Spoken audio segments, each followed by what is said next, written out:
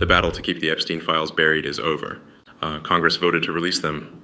Donald Trump lost that particular fight. And if you are one of the millions of people sick and tired of waiting for accountability in this system, tired of seeing the powerful slither out of consequences, then you are paying attention to the right thing at the right time. Because this isn't just news, this is a diagnostic test for American justice. We're getting some of the files already, a trickle of emails from the initial estate production, and there is a massive amount more to come. What we're learning is that the rot goes deeper than mere acquaintance. It goes to the deliberate, structured effort by top political operators to shield a convicted sex trafficker. It goes to a cover-up that transcends any single administration. I am here to break this down, not as a pundit, but as an investigator focused on data and leverage. I have two primary objectives today, and they are intertwined. First, I'm going to read the key receipts, the newly released emails that directly implicate both Donald Trump and his longtime, often exiled, often reconciled advisor, Steve Bannon. The nature of their alliance with Epstein and the subtle, chilling threat that emerges from those exchanges demands immediate scrutiny. Second, we will zoom out and blueprint the road ahead. If you want to see justice, you need to understand where the evidence is hidden. Based on the Congressional Act, there are at least 5 critical categories of files that must be released. These categories are the pressure points, the vulnerabilities in the shield that protects the elite. We will analyze why each category matters for justice, and why the fight to get them will be brutal. So let's stop whining about the system and start understanding its mechanics. The pressure is on the DOJ, but ultimately the pressure is on us to demand the data. Let's go straight to the evidence. The critical exchanges we are reviewing occurred in 2018. Context matters. By this time, Steve Bannon had been pushed out of the White House, and Jeffrey Epstein was, in polite circles, an untouchable, toxic asset. In this climate of heightened scrutiny, these two top-level operators were still meeting, and they knew it had to be secret. They were actively engineering a clandestine relationship. Epstein writes to Bannon, proposing a rendezvous, if you want to visit under the cover of darkness. The logistics involved access that's not the front door. That's the kind of language you use when you know what you are doing is fundamentally wrong or potentially criminal. Bannon, a former government official, was acutely aware of the risk, writing that he believed Epstein was under 24/7 surveillance.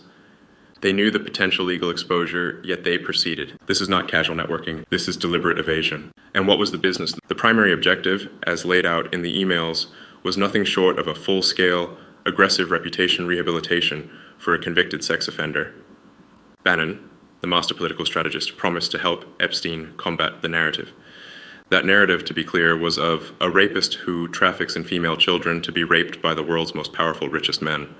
Bannon's chilling response to Epstein, you are a lot of things, but you are not that. He wasn't just offering sympathy, he was offering a product. Bannon confirmed they were working on a video, a documentary, with the working title, The Monsters. This shows a brazen willingness to utilize top political and media machinery to whitewash horrific crimes. It demonstrates a deep, transactional immorality at the highest levels of the American elite. The data forces us to ask, what was Bannon receiving for this morally bankrupt service? Their exchanges often devolved into the kind of sick banter you see among people entirely secure in their bubble of power. Epstein watched Bannon's TV appearances and offered media advice. After one interview, Epstein writes back, last 10 minutes were more the real you. The exchange is about appearance. Bannon's come hither look and Epstein's reply about the come Hitler look show a level of depraved comfort and casual cruelty. They shared a perspective, a cynical view of the press and the public, symbolized by their dismissive label for the media as the soy boy network. This isn't just dark humor. This is the psychological profile of the elite who feel entitled to define reality. The sheer hubris of this collaboration is underscored by its failure. They were trying to control the narrative, actively trying to suppress Epstein's criminal history from even the first page of Google results.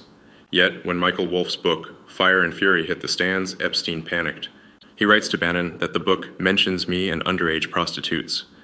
Bannon, the PR genius, is forced to reply, ugh, anything awful? I wish he hadn't done that. For all their plotting, a mainstream book exposed their collaborator again, proving their cynical attempts to distort reality were ultimately fragile. Now, we arrive at the chilling climax. 1 week before Jeffrey Epstein was arrested by federal prosecutors under the Trump DOJ, with Bill Barr as Attorney General, Epstein sends Bannon a final loaded message, a message that speaks directly to the core of the problem. blackmail, and leverage. Epstein writes, "Now you can understand why Trump wakes up in the middle of the night sweating when he hears you and I are friends." Stop. Reread that statement. This is not banter. This is not exaggeration. This is a clear, unambiguous statement of power and leverage delivered to a man who had direct access to the most powerful person in the world at that time. Given Epstein's history of alleged blackmail, given the suspicious money flows, given that Bannon was his self-proclaimed friend and reputation fixer, this is a distinct threat. The question isn't whether it's funny. The question, which must be answered by the DOJ, is, did Bannon act on this threat? Did he communicate this perceived leverage back into Trump's orbit before Epstein's indictment? We're talking about potential obstruction of justice or illegal meddling in a federal case. The system needs to explain why. If they knew someone believed they had dirt that could take down the president, that information did not trigger a profound investigation into the leverage and the blackmailer himself. It is a defining question of our time. The revelations about Bannon are just the surface tremor. The real earthquake lies in the 5 categories of files Congress has mandated for release.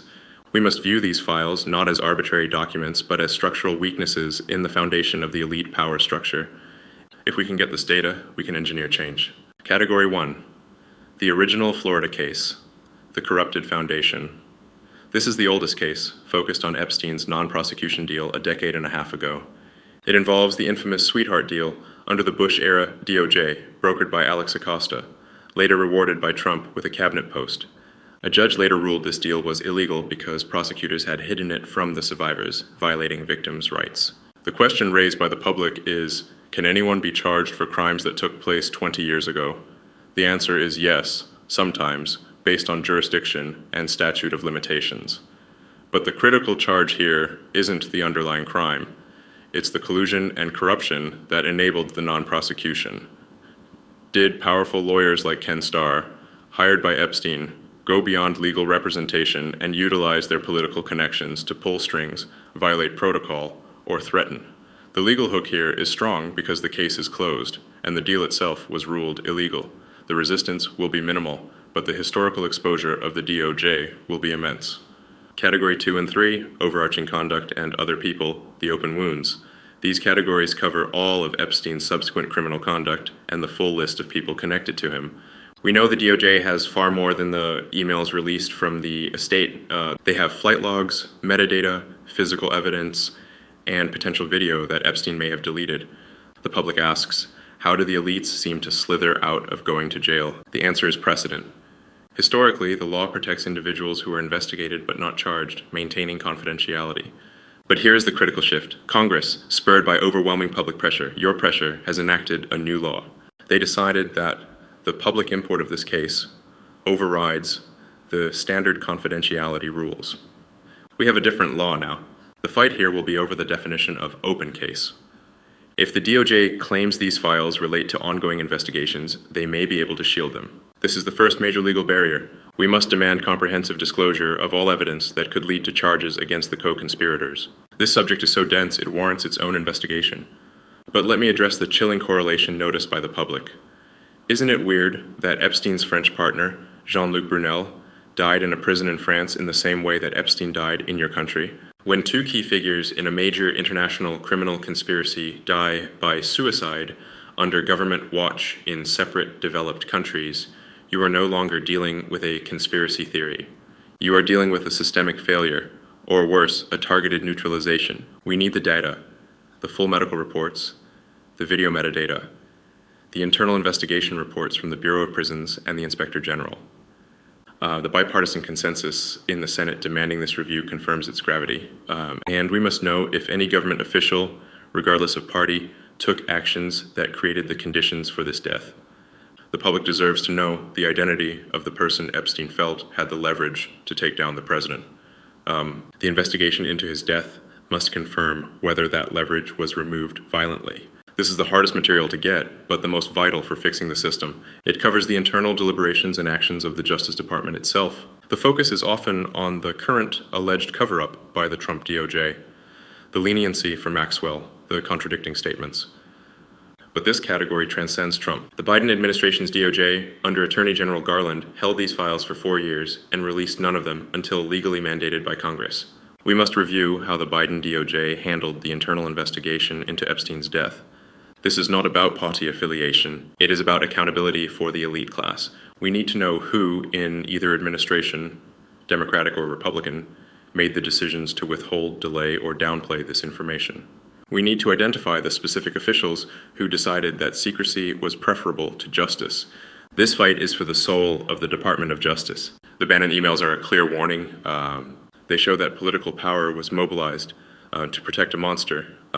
This pattern, this relentless attempt by the powerful to slither out of accountability, is the core design flaw of our current system. The 5 categories of files are our roadmap to fixing it. We need to understand that the system does not self-correct. It requires external force. The fact that the public's sustained outrage forced Congress to change the law and demand transparency is proof that collective pressure works. But this pressure must be maintained. Let's address the profound disappointment I hear in the comments. And to think he told them he'd save them from the swamp. I wonder, do they feel stupid yet? The betrayal is real. When political figures promise to drain the swamp and then immediately demonstrate their comfort and complicity within it by rewarding Acosta by having their top allies attempt to whitewash Epstein, it is the ultimate display of contempt for the voter. Your frustration is not irrational. It is structurally warranted. Let that frustration be converted into focused energy, directed at demanding the full data from these 5 categories. We must hold these creatures accountable. We must ensure that the statute of limitations is extended or circumvented by pursuing charges related to conspiracy, obstruction of justice, or witness tampering. The legal system must be pushed to its absolute limit to deliver justice, not just to Epstein, but to the co-conspirators who enabled him. My commitment to you is to continue dissecting the data as it arrives, focusing on the legal leverage points. We have begun the journey. We have read the receipts showing the corruption of a top political advisor. Now we must execute the final stages of the leverage roadmap. We must track every document, every email, every internal memo related to those 5 core categories. I will be back very soon to execute the deep dive into Category 4, the death in custody, examining the data, the reports, and the truth behind why 2 key individuals died identically in 2 separate countries' custody. That video will be crucial for understanding the depths of the systemic cover-up. But for today, the final question is, who is the person you believe the DOJ is most terrified to expose within the full breadth of these 5 file categories? Is it a lawyer, a politician, a donor, or someone who made the call on Epstein's death? Leave your structured analysis in the comments below. Be specific. Stop wishing for justice. Start engineering it. Subscribe and stay informed. We have work to do.